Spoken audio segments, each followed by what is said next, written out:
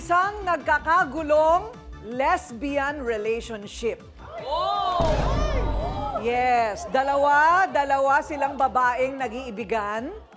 Ang haharapin natin, na-booking daw ang pangangaliwa dahil sa pinaretoking ilong ng kinalolokohang partner.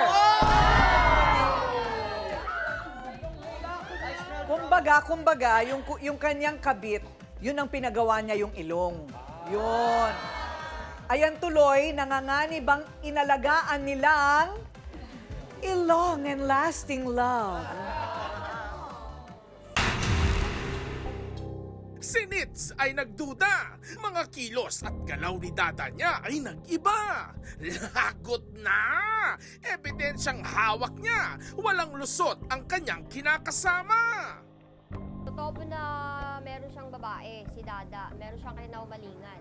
Actually nga po niyan, nababalitaan nga po namin na meron din siyang babae na pinagawa niya na pa ng ilong.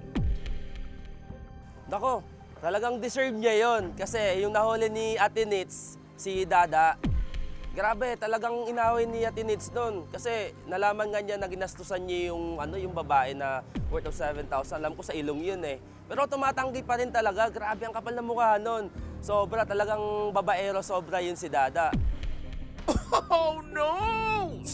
Daho kaya ang girl lalo na kinakabaliwan kuno ni dada. Handa na siyang ibulgar ang nararamdaman o sakit at selos sa mapait na relasyon dahil sa ilong. Nitz, humarap ka na.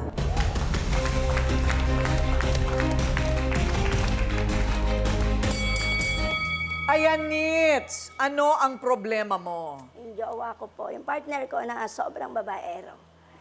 Okay, yung partner mo na sobrang babaero.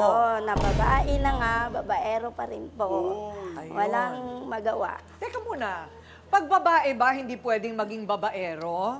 Ate Coring, parang hirap kasi babaerong babaero.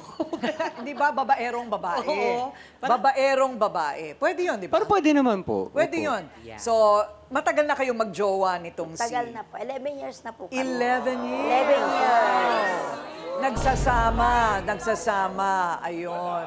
Okay, so sa 11 years na yon, talagang marami na ba siyang naging babaeng iba? Marami na po. At meron na siya talagang ugali. Opo, ulit-ulit po. Since 2020. Since 2020. Opo.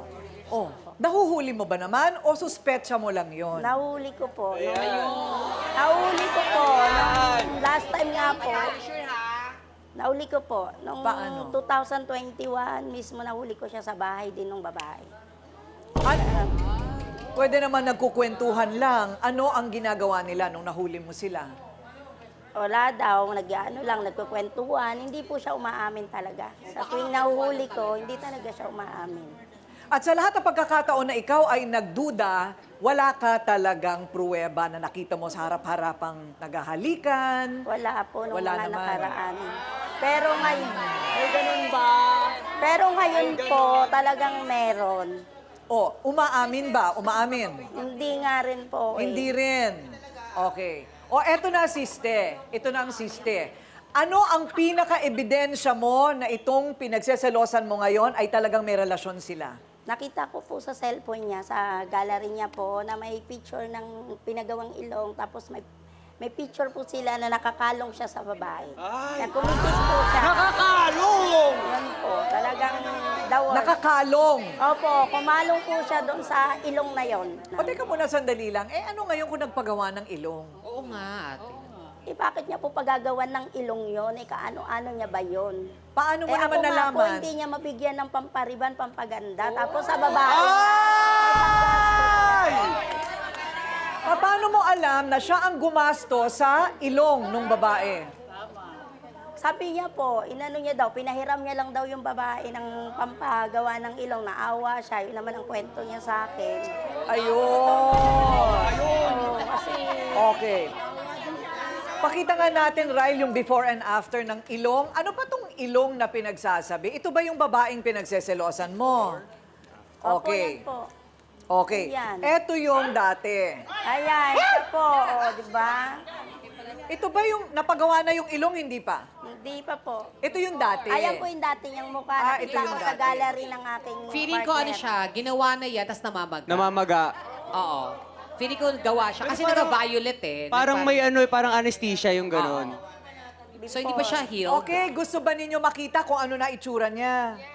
Oh, eto na ngayon ang itsura niya. Ah, Donita nose? Oh. Donita Nose, wala ka nang sinabi dito. Donita nose na Ayan.